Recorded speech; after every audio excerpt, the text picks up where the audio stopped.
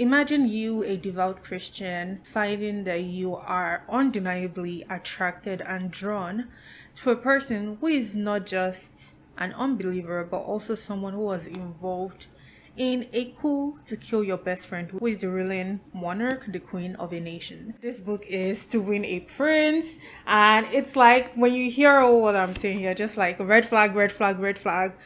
Why are we even talking about this? In To Win a Prince, Toni Shiloh, the author of In Search of a Prince, talks about Iris's story. Iris is a fashion aficionado and she finds herself in Oloro Ilé and she wants to start a clothing line in order to help citizens in impoverished areas. As she goes along this, she finds herself attracted to Ekon Diallo, who is one of the princes of the nation that was involved in a coup. We are first introduced to Iris in Search of a Prince. In Search of a Prince is a book I've reviewed, and it covers how Brielle, a teacher, finds out she is a princess and next in line to become ruling monarch of Oloro Ilé, a nation, an island kingdom off the coast of West Africa. And in this book, we see that Iris is a very devout Christian, but she's also a very good friend. She helps Brielle a lot of times in a time of need. So when one of the marriage candidates for Brielle, because Brielle had to marry someone before she could take on the throne, that was why she was in search of a prince. When one of the marriage candidates that Brielle had attract Iris, how does she navigate that whole situation? Especially when we find out that he actually was involved in a coup to overthrow Brielle. With that out of the way, I'm going to say welcome to Based on Faith, where I talk about books based on my faith in Christ. This book is To Win a Prince. If I haven't mentioned it already, it's To Win a Prince. I'm not a big fan of the cover, I'm not gonna lie, because the cover for In Search of a Prince is just gorgeous, but this I'm not the biggest fan. I can't even lie about that. And the only reason why I picked it up, if I'm being very honest, is because I read this already and I was like, let's see how Iris' story goes, because Iris already interested me from In Search of a Prince. Iris already interested me in the prequel. To Win a Prince is a Christian contemporary romance and it was authored by Toni Shiloh, who has written quite a few Christian contemporary romances that I plan to start reading soon. I read this book with this copy. It's a library copy from my local library. I also listened to the audiobook, also a library version, and I got the ebook as well, library copy. So shout out to my library, I guess. I am so lucky with my library because they always have good books. So thank you, Austin Public Library. I mentioned earlier that in this book we see how Iris is attracted to Ekon. So Ekon was involved in a coup to overthrow Brielle in this book here. And after he was discovered to be a part of the coup, he lost everything. He lost his princely title, he lost his material possessions, he lost his friends, he lost the respect of people. And instead of throwing him into jail, Brielle decides that he's going to serve community service. And one of the main ways of him serving community service would be him helping Iris with her business. So he has some knowledge of the fashion industry because his family business is mainly selling jewelry. So he has some in on the fashion industry. As he is helping Iris with her business, they undeniably draw closer to each other, and the attraction that Iris felt for him becomes very undeniable. And Iris has to navigate that whole situation because it's kind of like this fine balance of she sees that he's helpless because it's not just society that has shunned him, but even his father has disowned him. So he didn't just lose his princely title. His father kind of basically cut him off. And while he had some money saved up, it's kind of like a whole adjustment. I'm not gonna lie, Ekon was a snob in this book because you have all that money and bro, before real, he was a millionaire in US dollars and he was still it was acting like, oh, I'm broke, I'm so broke. But then as somebody who, since he grew up with a lot of money, one can see why he struggled so much with that. But I'm just like, guy, chill. Ekon in this book has lost everything, and Iris is that, and I think Iris is a person who feels a lot and she tries to help people as much as possible, and we can see that in her character, in how she wants to help the impoverished people in Oloro Ilé by opening a fashion business there. So she sees Ekon, she wants to help him, but in helping him, it's kind of like this whole thing of in bringing someone to Christ, you don't want to when someone is when you are kind of like helping someone see Christ, or when you're helping somebody, the lines get blurred, and it's kind of like helping turns into friendship, and friendship turns into something else. And so it's Iris has to like really toe that line very finely, because he worked very closely with her. The business was one that she was just starting, so he was working very closely with her, and she just had to like get everything under control. That's the tea of the story. We see some of Brielle in this book. Because she's Iris's best friend, we see some of Brielle in this book. But we also see a lot of Christian themes in this book, because we see how faith themes are reflected in this book.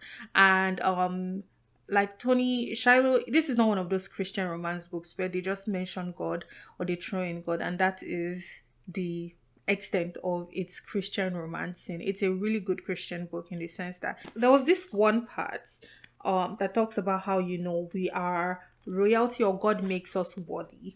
And I think that's a very big part of Christianity. Like, as Christians, we are not worthy because of things we've done, but rather God makes us worthy. That's one of the themes of the Christian faith that this book explores, amongst others. And we also see how Ekon grows. We also get some insight into Ekon's walk of faith, because he's an unbeliever. He doesn't believe in God. He's an atheist, but it's one of those atheists where you grow up in a family where God is acknowledged, but God is not worshipped, if you get what I mean. Like, they eat, they do the Lord's Prayer and all that stuff, and it's like thank God type situation, where it's kind of like God is not Lord over your life. So that's kind of like the situation Ekon is coming from. Okay, so who was my favorite character in this book and why? I'm not gonna lie, Iris pissed me off a bit in this book. A character is not one that I am closely fond of, if I'm being very honest. So she's not my favorite character. My favorite character would have to be the King's sister. Tamori, Brielle's husband, the King, has a sister, and we get some insight into her character somewhat. She was introduced in Search of a Prince, and we get some more insight into her character in To Win a Prince, and I honestly loved her. So my favorite character. What problems did the main characters encounter? So the main problem Iris encounters in this book is her attraction to a person who is not a Christian. Like, how do you navigate that whole situation? And somebody who is kind of like working for her, he isn't working for her per se, but he's like a business consultant. So like, he's a business consultant for her, so he's kind of like contracting with her, working for her, and he is an unbeliever, but he's also in need. So it's kind of like a lot of like gray situations, and they are clearly attracted to each other. The whole chemistry is there. Like, how do we navigate that?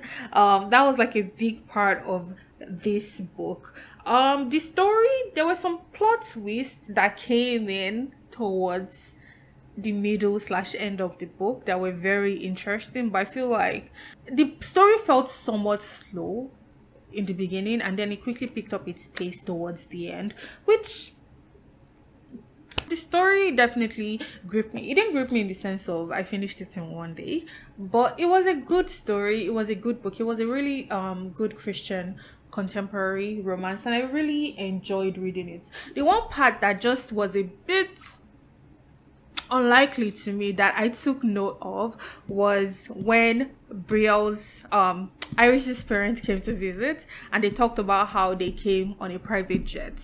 And I'm just like, from the US to West Africa, I don't know about anything about private jets, but the way Iris talked about her business was kind of like in a situation of, oh, she needs money, she's managing money. And then we see how her parents, are flying on a private jet from the US, from New York, I think, to West Africa. Private jets, that's expensive. And I'm just like, that has got to be very expensive, because even first class tickets are very expensive, and I imagine private ticket money is even more expensive than that. So I just feel like that was like a bit 1+1 is not giving me 2 here, because the story didn't give off the vibes that they were that wealthy. Aside that, I think this was like, a very enjoyable book. I enjoyed reading it. It had good Christian themes. The romance, the chemistry between Iris and Ekon, the snob, was very interesting to see, especially with the gray areas and the way Ekon grew in his faith. And yeah, it was very commendable. Like just also like seeing Iris's internal struggle with her attraction to someone who is not a believer and who is like in a position. Yeah, it was just very interesting to see, and I really enjoyed reading the book. I think overall I'm going to give this book like 4 out of 5 stars, or maybe even 3 point. I think on Goodreads I gave it like 3.5 out of 5 stars. I enjoyed the first book more than I enjoyed this, if I'm being very honest, but this was still an enjoyable read.